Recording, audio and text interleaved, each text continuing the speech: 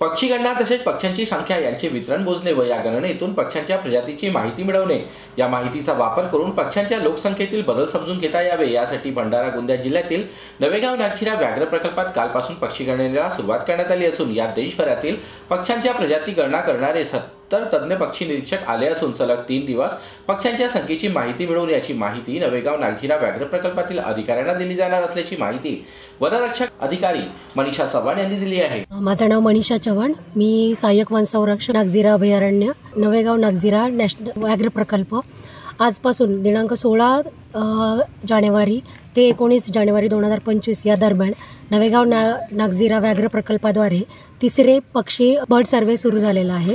या बर्ड सर्वेसाठी देशभरातून 70 पक्षी प्रेमी आलेले आहेत। तर त्यासाठी आपण जे आपल्या नवेगाव व्याघ्र प्रकल्पामध्ये वेगवेगळ्या संरक्षण कुटी आहेत, इथे त्यांची राहण्याची सोय केलेली आहे।